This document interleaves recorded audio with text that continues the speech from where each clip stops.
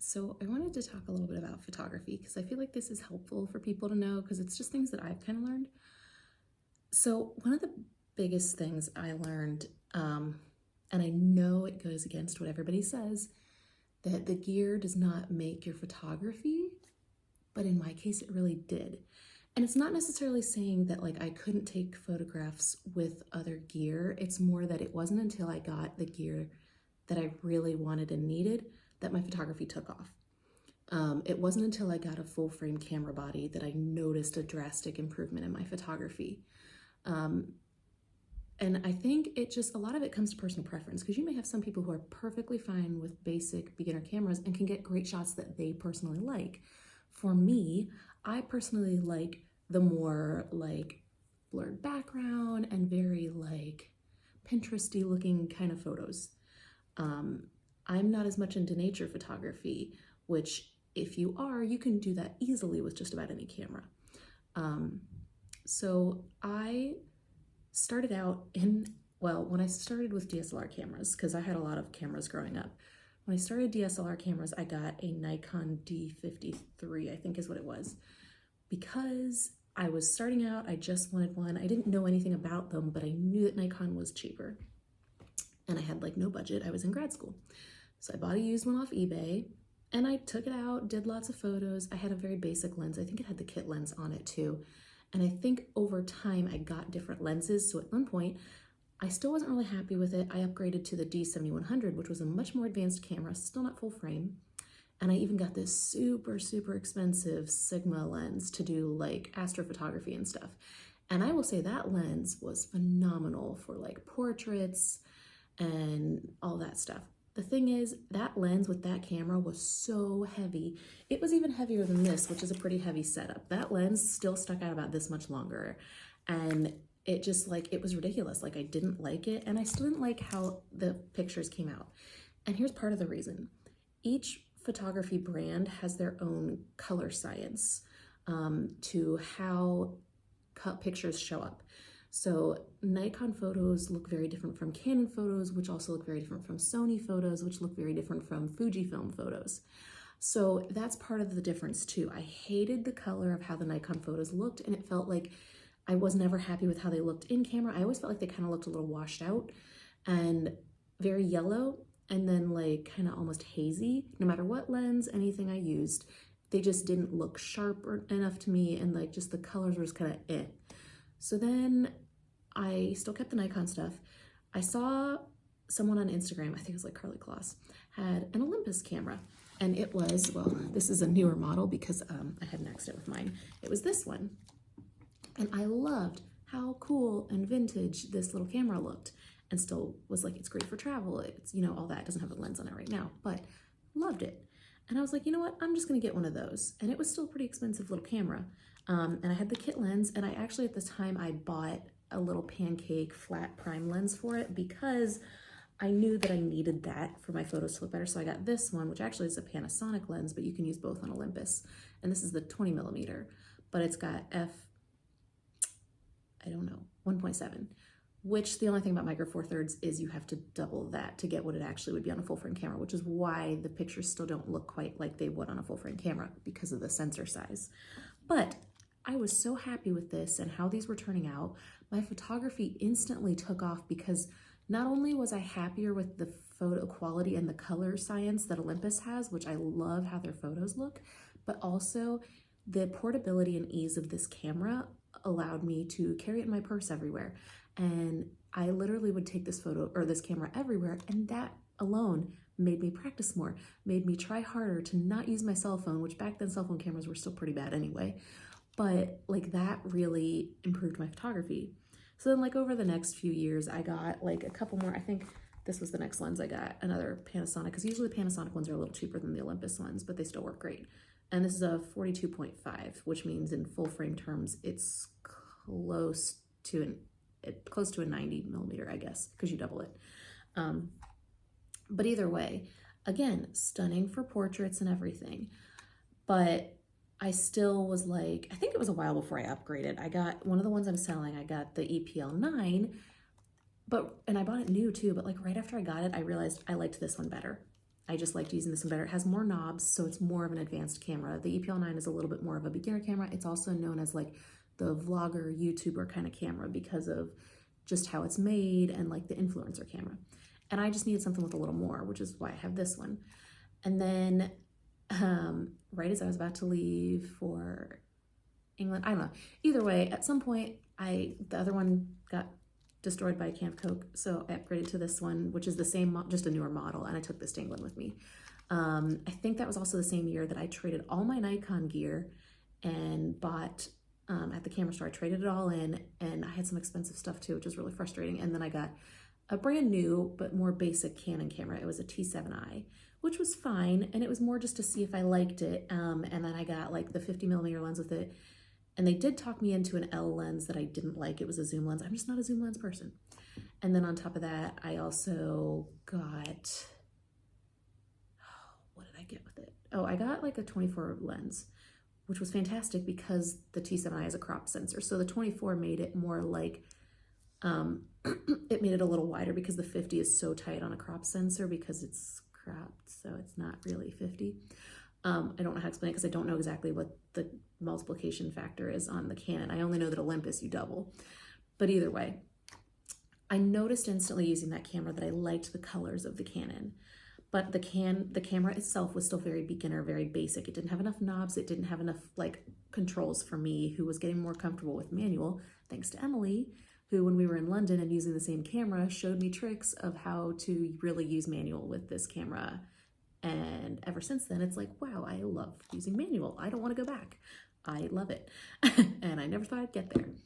But yeah, so then I bought, when I came back from England, I think it was within 2020 that I bought the Em1 Mark II, which is the other one I'm selling because I just don't use it much anymore. I wanted that to be my big professional kind of one because I felt like when I showed up to photo shoots with this, like people were like, that's your camera.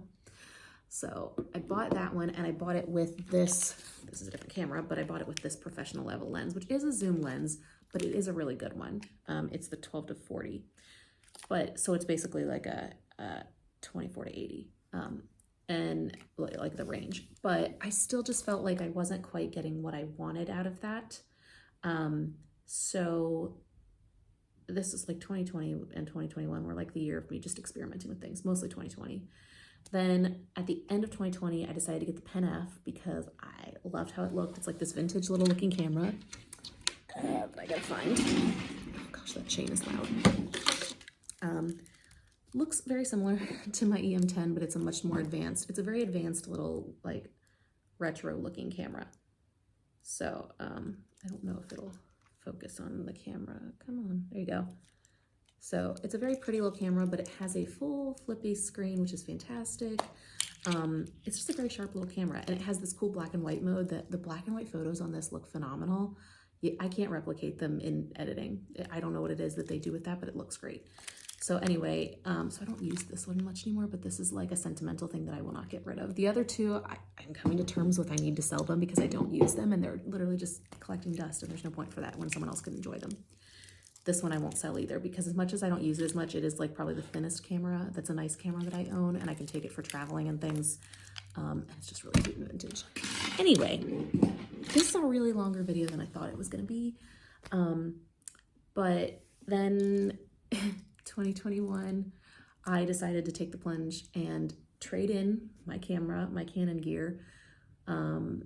And then I didn't end up buying stuff at the camera store because I didn't trade the 50, but I traded in all of the stuff like the T7i, the 24 lens, and what was that lens I had? It was like a 14, I don't even know what it was. It was a zoom L lens that I didn't like. Thankfully that thing retained its value, so that's where I got most of my money back because the T7i did not. But I ended up trading all that in, just getting a check from them for that money. And then I found this, which is the 5D Mark IV, which is what I really wanted because I knew a lot of people used it and really had good results with it. I found it on eBay. Some guy was just selling it that he just had upgraded. He barely used it. It had such a low shutter count and it still looks great. Like there's no dings and scratches on it. It's phenomenal. And so I got it for very inexpensive, used. I mean, still expensive because it's a full frame camera, but for the actual price of a Canon 5D Mark IV, this was very inexpensive. And then shortly after that, I just went ahead and bought myself the 85mm lens because I knew that the 50 I had was kind of It's just the 51.8. It's not the best. It's literally Canon's cheapest lens. EF lens. So that's why I got, trying to pull it out of here. So I have the 85, which is probably what I use the most anymore because it just gives such good portraits. It's just you have to get really far away. So that's why eventually I did go in and buy this 35 Sigma, which the Sigma lenses are known for having autofocusing issues, and I definitely noticed that with this lens. That's the only thing, but it does create really sharp images when it focuses well. And I got it on sale and for a decent price because it was missing the lens cap. So they just sold me one of their lens caps, which that has been a pain because it falls off all the time. But again, got a good deal on it.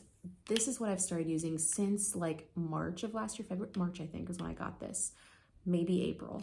My photography has gone from like here to since I got this. It does help that Brad lets me take photos with like him because like that has allowed me to kind of showcase what I can do, even if it's just on a tripod. But still, just the quality of the photos from a full frame camera has made such a difference in my photography. Such a difference. And when I took this to help shoot the wedding with Sarah, like all those things, like the colors that this gets, I barely have to edit photos. They look that good out of camera. So I love that. And then shortly after that, I don't know why, I decided I wanted to get the higher end Olympus, not the 1XD, I'm never gonna get that, but this is the Em1 Mark II, which I'd heard great things about. And I will say it is because it's newer, it's much faster processing and much faster shutter and all that than the other Olympus cameras that I have. It's much quicker, which is good. So this is an okay backup camera. I also got the 75mm prime lens for Olympus, which means it's doubled. So it's a very long lens too. And that's good. I feel like I'm at the point now where I'm starting to do more serious photography and actually make money with my photography, which is fantastic because I've wanted that for years. This is literally what made that happen. I know that's not normally the case, but this is what made it happen, is this camera.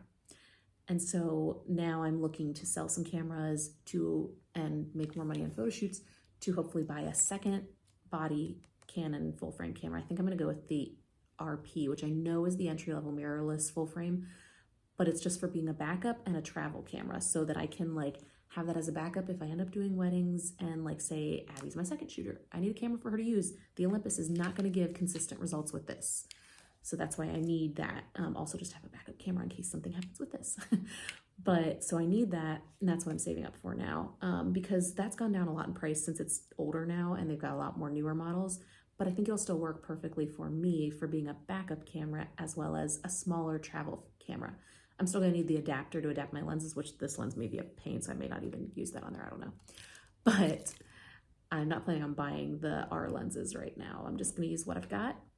That's my plan, but I really, in my personal case, the gear has helped me. And maybe it's just that it created more confidence in my photography because as I saw the photos coming out how I wanted them to, I got more confident in how I go with taking photos and things. I think the autofocus too is much better in this. This thing is also like a tank. Like I carry this in my purse, which this is heavy.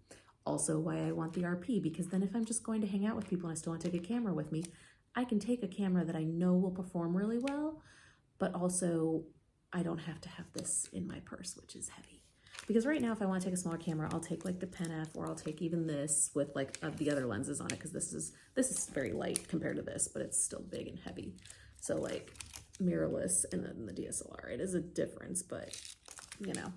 So, but I still like, the thing is, like, this still gives great photos. It's just for some reason I've gotten so used to the Canon ones that now I just really want to have the Canon mirrorless to go with it as my backup. So that's what I'm trying to do. I thought this video was gonna be like 5 minutes. I am so sorry, this is a lot longer.